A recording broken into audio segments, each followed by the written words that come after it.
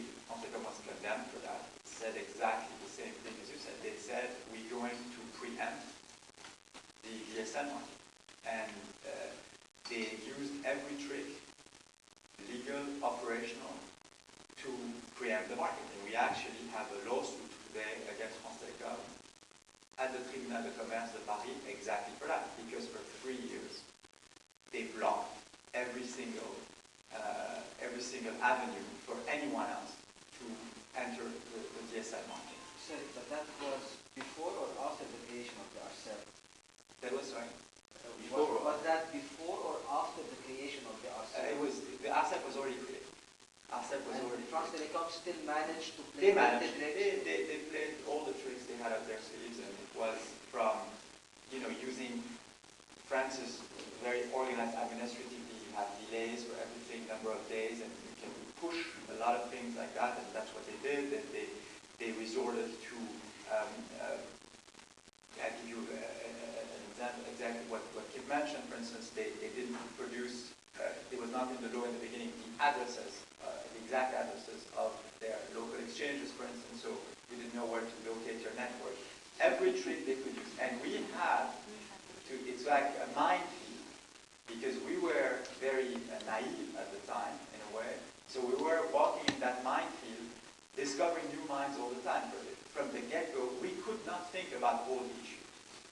We could not think, for instance, how relevant it would be to have the exact addresses. We could not think, we knew, for instance, that France Telecom had huge local exchanges, because these local exchanges, France Telecom is one of the biggest real estate owner in France after the railroad.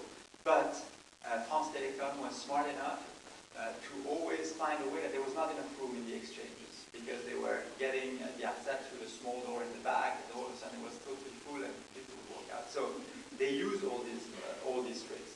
However, one thing that was true, and that doesn't seem to be true in light of what you said, and that the TRA is not here today, is that the regulator was empowered. The regulator had the possibility to fine France Telecom, to put administrative restraint on France Telecom. It didn't mean in the beginning that they had the courage to do so.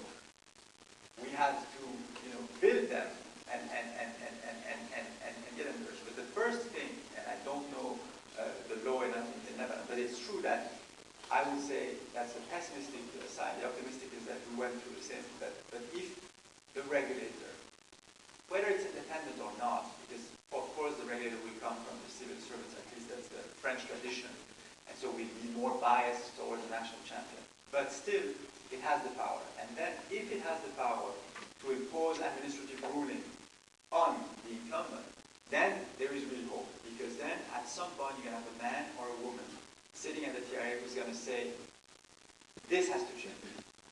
Because they are basically getting into the market and capturing the market and capturing the easy market share, what we call the low-hanging fruits, and boom, boom, boom, it's the people who want it, and they're billing them, and they're making their case stronger. But that doesn't mean that these people will not churn in due course when the better offers come through.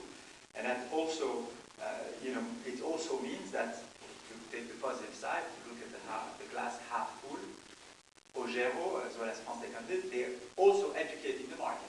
They're getting people hooked up to broadband. Because once somebody has a 1 megabit access, if 2 or 3 years down the line, you're attacking the same market with a 5 megabit access at a lower price, people will have tasted broadband and they will come to you. So again, I'm always seeing, even though it's the incumbent, there is some beneficial aspect to what they're doing. Some of the beneficial aspect to what they're doing is that they're getting people, in a way, the taste for broadband. And if you come and you offer them better broadband, they will switch. So it's not, and I'm not saying that as a naive observation. I saw it over and over and over in France. And so these low-hanging fruits that they capture, we went after them as well, and we captured them anyway. Because at Free, when we asked very few questions about our customers.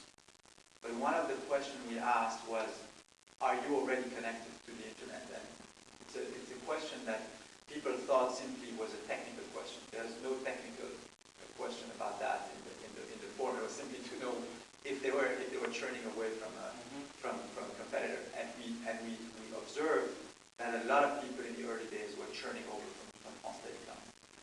went unto the end of their subscription, which was a 12-month subscription imposed. That, through the law, was eliminated recently. But after 12 months, they would switch to us, except in the zones of France where our service was poorer than them. But in the big cities, they did. So I don't want to give naive hope, but if things are in place, you will be able to get those customers back.